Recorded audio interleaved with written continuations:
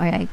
On the good side naman, mga kapiksi, may mga bagong investment, no, na maaaring subukan kayo, mga bagong kontrata, mga bagong agreement, proyekto, guys, no, na pwede nyong subukan or gawin or ma-experience ngayong buwan ng July. And ito yung magdadala ng mga magagandang pagbabago. Very promising ito.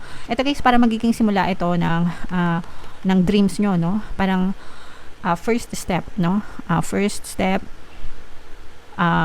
parang tulay. Yan, yun yung gusto kong sabihin. Tulay. Magbibigay ito ng daan.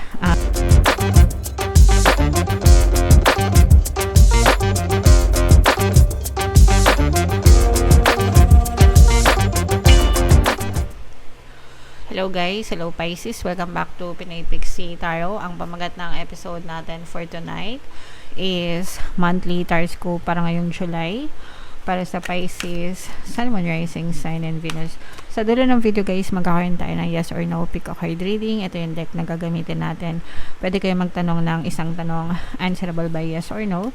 Tapos titingnan natin yung sagot ng tarot sa inyo guys. So sa dulo ng video yan, kaya make sure na tapusin nyo yung video hanggang sa dulo.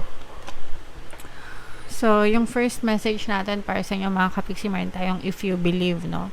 So, ito guys, kapag sinabayan nyo ng paniniwala and pananampalataya, yung mga gusto nyo makamit sa buhay, yung mga pinagdadasal nyo, yung mga desires nyo, definitely guys, makakamtan at makakamtan nyo siya mga kapiksi. Always remember, you can be, do, and have anything that you want in your physical reality. Lahat pwede, walang imposible guys, basta sabayan yung paniniwala and pagtitiwala mga kapiksi, okay? So, yan yung first message para sa inyo guys. Another message for you guys, meron tayong communicate clearly, no? So kailangan maging malinaw tayo guys dun sa mga bagay na gusto natin, and kailangan makipag-usap din tayo ng maayos, maliwanag sa mga tao sa paligid natin, sa kahit anong aspeto guys. Communication is the key para sa harmonious na relationship mga kapiksi. So whether it's love or work or negosyo, di ba? Kahit saan, even sa pagdadasal mga kapiksi, no? Kailangan pag nagdasal kayo, maliwanag yung mga bagay na pinagdadasal nyo para hindi rin malito, no? Yung nasa taas mga kapiksi. So speak out your thoughts guys, speak your thoughts, no? Another message for you guys, ito recovery, maganda ito guys, no? So pwedeng naka-recover na kayo sa inyong pamumuhay mga kapiksi kung kayo ay nakaranas or naka-experience ng mga problema, ng mga pighati, ng mga challenges, mga kahirapan, ganyan. So ibig sabihin unti-unti na kayong naka-recover mga kapiksi. Pwede rin ito may kinalaman sa inyong kalusugan guys, no? Ibig sabihin unti-unti na kayong naka-recover sa mga pain na nararamdaman nyo. Pwedeng physical, emotional, mental, and sometimes spiritual din mga kapiksi. Pero again guys, no, palagi ko sinasabi sa inyo, wag nyong i-take for granted yung mga kalusugan nyo guys. Dapat palagi kayo nagpapa-check up, di ba? Ikonsulta sa mga manggagamot, no, yung mga nararamdaman nyo talaga, para mabigyan kayo ng karampatang lunas, ma-diagnose talaga yung mga sakit nyo para maagapan mga kapiksi. It's better na careful tayo pagdating sa kalusugan. Alright, so comment down below Pisces if feeling nyo nakaresonate kayo dyan. Tingnan natin yung ganap sa inyo guys ngayong month ng July. Shuffle ko to mga kapiksi. Habang sinushuffle ko to, panoorin nyo muna yung video natin regarding sa ating paano mag-manifest ng abundance video course. Kapiksi, sawa ka na ba sa mga struggles at hirap sa buhay mo? Masipag ka ba at masikap sa buhay ngunit hindi ka pa rin umaasenso? Ilang beses ka na bang nag-attempt mag-negosyo at mag-invest pero palagi ka pa rin nalulugi?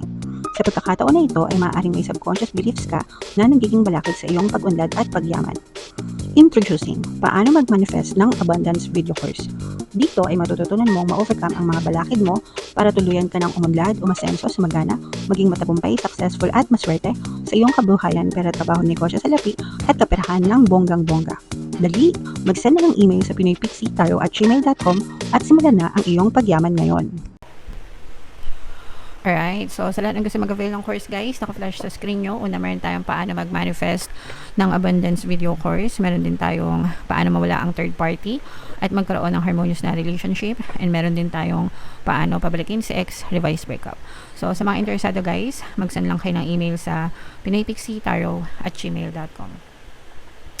So, Pisces guys, kayo ay represent ng King of Cups sa ating spread. Latag natin yung spread nyo, mga kapiksi. Sa mga naghahanap guys ng mga pampaswerte na lucky charms, lucky bracelet guys, may mga items na makikita kayo sa description box nitong video. Check nyo lang yung mga items doon guys. Pwede rin kayong mag-check out kung gusto nyo, mga kapiksi.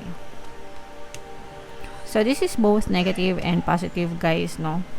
Meron ditong presence ng fire sign, Aries, Leo, Sagittarius. For some of you guys, maaaring may fire element kayo sa inyong natal chart or you may be dealing with another fire sign. Dito guys, for some of you, sa negative guys, nakikita natin na merong guys, no, parang nagpapahirap sa inyo. Pwedeng sa trabaho ito, mga kapigsi, no? Parang nakatali kayo, guys, pwedeng nakatali kayo sa kontrata, wala kayong magawa kasi empleyado kayo. Pero ito, very stressful ito, guys. Parang pwedeng stressful yung boss mo, pwedeng stressful yung working environment, as in yung environment. O yung nature ng trabaho mo talaga, guys, parang stressful, mga kapigsi. Pero, kahit ano pa yan, this is stress, no? Stress to, kahit ano pa yung sitwasyon na kinabibilangan nyo ngayon guys. For some of you, super stress kayo sa na-experience nyo, sa mga trabaho nyo, sa mga pinagkakakitaan nyo, mga kapiksi. So, na-stress tayo guys kapag we tend to overthink about a negative situation or a negative person. Pag nag-overthink tayo negatively lang, paulit-ulit, doon lumalabas yung stress guys. So, para maiwasan yung stress, wag nyo masyadong personalin, especially pag sa trabaho guys. Isipin nyo na lang, trabaho lang yan, walang personalan, wag nyo bigyan ng masyadong negative na kahulugan. Tiisin kung hindi tayo makawala, no? Kasi syempre minsan talaga may kontrata tayo, hindi tayo basta-basta pwedeng umalis. Pero kung may choice naman kayo and gusto nyo lumipat ng trabaho, pwede naman, mga kapiksi. And kung naka-resonate kayo dito guys, mayroon tayong subliminal, pampabait ng boss and mga kasamahan sa trabaho. So, ginawa ko talaga yon para sa mga nakaranas ng stress sa trabaho kasi naiintindihan ko yan guys. Dahil nag-empleyado din ako, kaya alam ko kung gaano ka-stressful yung magtrabaho, mga kapiksi. So, pwede nyo pakinggan yon para makatulong sa inyo guys. Okay? Alright. On the good side naman, mga kapiksi, ito guys, may mga bagong investment, no, na maaring subukan kayo, mga bagong kontrata, mga bagong agreement, proyekto guys, no, na pwede nyong subukan or gawin or ma-experience ngayong buwan ng July. And ito yung magdadala ng mga magagandang pagbabago. Very promising ito. Ito guys, para magiging simula ito ng dreams nyo, no, parang first step, no, parang tulay, yan, yun yung gusto kong sabihin, tulay. Magbibigay ito ng daan sa magagandang pagbabago and para matupad nyo yung mga pangarap nyo, mga kapiksi. So, kung ano man tong bagong opportunity na to guys, pag-aralan nyo, make it work for you para talaga matupad nyo yung mga pangarap nyo sa buhay. For some of you guys, kailangan balansehin nyo rin yung oras nyo sa personal at saka sa private, no?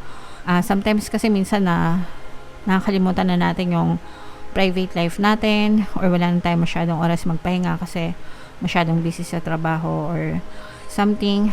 Dapat balance lang din, mga kapiksi. Okay? Alright. So, eto guys, i-mind nyo na to mga magagandang changes na to, mga magagandang pagbabago para maabot nyo yung mga pangarap nyo sa buhay, mga kapiksi. So, eto, what else guys? Ito naman, yeah. So, eto guys, nakikita natin na nagkakaroon ng problema sa relationship, mga kapiksi, especially kung LDR kayo, guys, no? Eto, nararamdaman ko na kung LDR kayo, problema nyo is masyado kayong na-homesick, namimiss nyo yung inyong mga partner o specific person. Let's say, for example, nasa ibang bansa ka, or magkahiwalay kayo, nasa Maynila, probinsya, ganyan.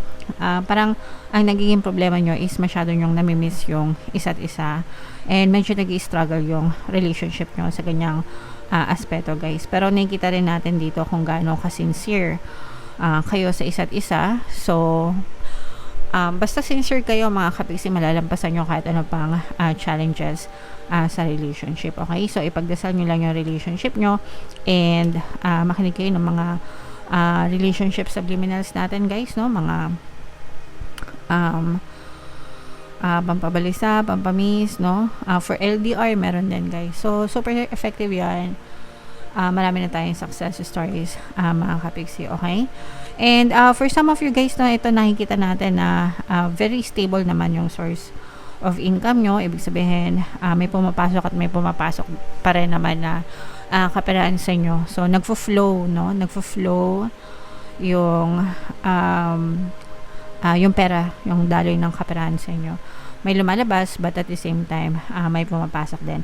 At saka maging, no, parang sinasabi din dito, guys, na matuto din kayo mag-ipon hanggang pwede, hanggang kaya nyo, mga kapiksi. Kasi, syempre, no, we'll never know what's gonna happen next, diba?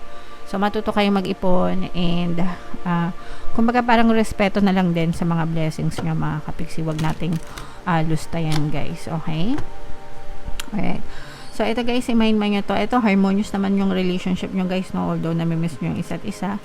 So, i-mind nyo yung harmonious relationship. Ito, mga magaganda, positive changes para sa pagtupad ng mga pangarap nyo. Yan, i-mind nyo yan, guys, sa comment section, Pisces. So, ito yung ating yes or no pick a card reading, guys. Huminga kayo ng malalim.